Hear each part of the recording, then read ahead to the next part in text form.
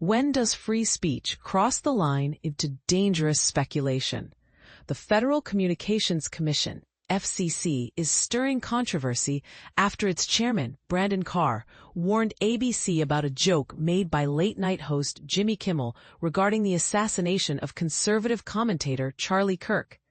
This incident has reignited debates about the FCC's authority over broadcast content and the boundaries of political commentary. But here's where it gets controversial. Carr's remarks suggest the agency might take action against ABC, even as the FCC's own legal guidelines clearly limit its power over programming decisions. And this is the part most people miss. This isn't just about Kimmel's monologue. It's about a broader clash between free expression and regulatory oversight in the digital age. The controversy began when Kimmel, on his show, criticized right-wing groups for downplaying the motives of Tyler Robinson, the 22-year-old charged with Kirk's murder. Kimmel accused these groups of trying to distance themselves from Robinson, despite his alleged ties to ideologies they represent.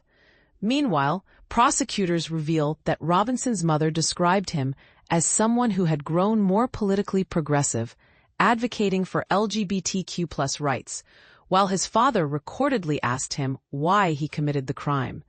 Robinson allegedly responded by blaming Kirk for spreading too much hate. Social media has since been flooded with conspiracy theories about Robinson's motives, including baseless claims linking him to the alt-right.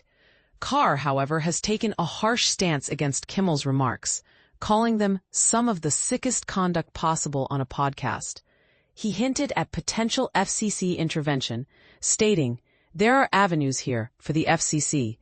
These companies can change conduct, or there's going to be additional work for the FCC ahead." Carr's argument hinges on the idea that broadcasters, unlike other media, are bound by a public interest standard due to their FCC-issued licenses.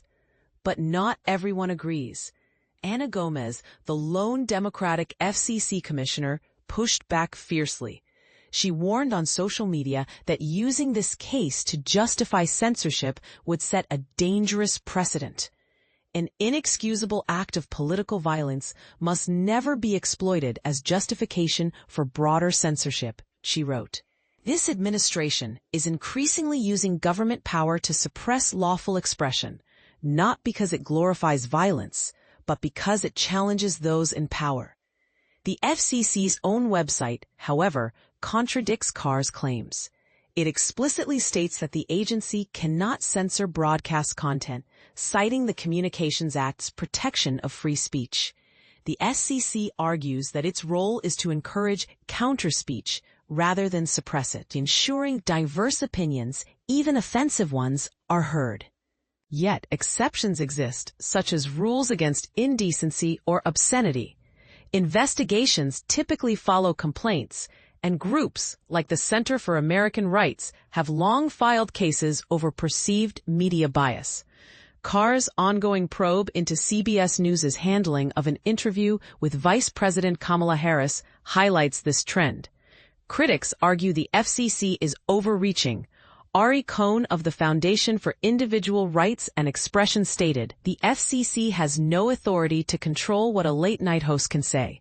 Subjecting broadcasters to regulatory liability for errors would turn the FCC into an arbiter of truth." This raises a critical question.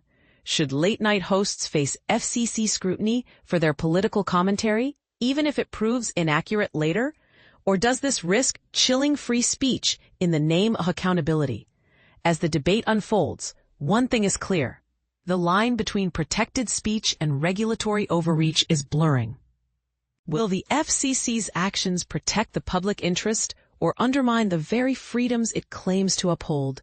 Share your thoughts. Do you think the FCC should intervene in cases like this, or is it a step too far into censorship? Let's keep the conversation alive in the comments.